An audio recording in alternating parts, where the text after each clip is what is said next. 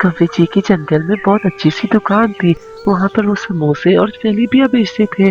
चिंटू रोजाना आकर उनकी चीजें चुरा लेता था और कवि जी को पता ही नहीं चलता था। कवि जी चिंटू से ऐसी बात कर रहे होते हैं। अरे चिंटू बेटा, आप कुछ दिन से मेरी दुकान में क्यों नहीं आ रहे थे? आप तो मेरी दुकान से चीजें लिया करते थे। क्या हुआ, सब खैरियत है ना? कवि अंकल, मेरे दोस्त ने ना नई दुकान खोली है, तो मैं कुछ दिन वहाँ चला गया था। अंकल, आपके पास वो वाले समोसे होते हैं जिसके अंदर आलू नहीं होते? चिंटू कवि जी को बातों बातों में लगा रहा होता है।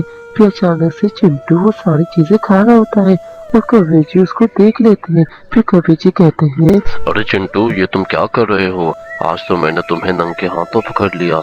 मुझे उम्मीद नहीं थी तुम ऐसा काम करोगे। वही तो मैं कहूँ, मेरी चीजें गायब कहाँ होती हैं। अब मैं तुम्हें नहीं छोड़ूंगा। आइंदा तुम मेरी दुकान में आए तो तुम्हें मार मार के मैं नंगा कर दूंगा, समझे तुम? कवि जी आप कैसे बात कर रहे हैं? आप मेरे ऊपर इल्जाम लगा रहे हैं। अब मैं जाकर अपने पापा को बुलाता हूँ, वही आपको सीधा करेंगे। अब देखिए, वो आपकी दुकान भी बंद कर देंगे। चिंटू के पापा बहुत ज्यादा बड़े थे और वो बहुत ज्यादा ताकतवर भी थे। ये सुनकर कवि जी बहुत ज्यादा डर जाते हैं।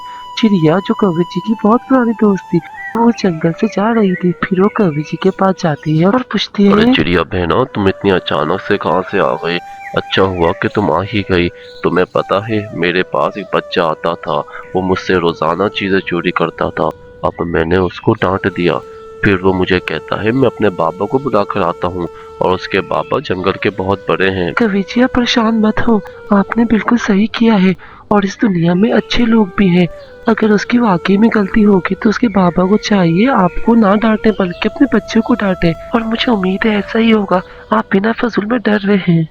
चिड़िया बहना, आपने ये बात बोलकर मेरे दिल में सुकून दे दिया है, वरना तो मुझे बहुत टेंशन हो रही थी। मुझे तो ये भी लग रहा था कहीं से वो आके मेरी दुकान ही बंद न करवा दे। फिर मैं क्या करता, मेरे तो छोटे छोटे बच्चे हैं। कवि जी अगर आप हक पर हैं तो आपको किसी से डरना नहीं चाहिए, बल्कि डट के मुकाबला करना चाहिए। और मुझे पता है कुछ ऐसा नहीं होगा, आप टेंशन ना लें। रिया बहना कवि जी को तसल्ली दे रही होती है।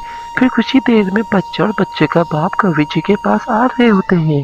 कवि जी, ये मैं क्या सुन रहा हूँ?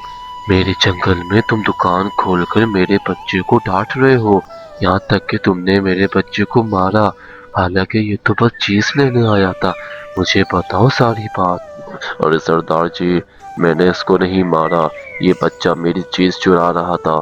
मैंने तो बस इसको डांटा। इसमें मेरा कोई कसूर नहीं। आप बताएं, मैंने कुछ गलत किया है? अगर मैंने गलत किया है तो मुझे सजा दे दे। आप जो सजा देंगे मैं कबूल करूंगा। पापा जी, इन्होंने मुझे मारा नहीं है, पर इन्होंने मुझे बहुत डांटा है। मैंने तो बस एक चीज ही उठाई थी, मैंने चोरी तो कोई नहीं की थी ना। आप खुद ही बताएं बाबा। बाबा आप इनको डांटे। बाबा आप इनको बिल्कुल भी माफ नहीं करिएगा और इनकी दुकान भी बंद करा दे, ताकि ये आइंदा कभी भी मुझे और किसी बच्चे को ना डांटे ना मारे। इनको आप अभी अभी सीधा करते बस। अच्छा, तो ये कहानी थी। बेटा, सीधा तो मैं तुम्हें करूंगा। ये चीज लेना नहीं होती, ये चोरी करना होती है। और रही बात कवि जी, आपने बिल्कुल सही किया। आपने एक बड़े होने का फर्ज अदा किया। अगर आपकी जगह मैं होता, मैं तो इससे भी ज्यादा मारता। मैं आपको शुक्रगुजार हूँ, आपने ऐसा डांटा इसको। अरे सरदार जी, मैं आपका बहुत बहुत शुक्रगुजार हूँ। अब तो ऐसे माँ बाप कहाँ होते हैं। दूसरा बाप होता, अपने बच्चे के बजाय मुझे ही डांटता, यहाँ तक कि मेरी दुकान ही बंद करा देता।